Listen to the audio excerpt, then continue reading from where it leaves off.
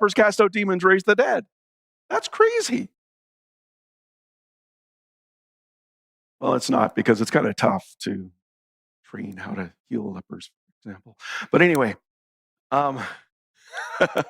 obey Holy Spirit. That's the key.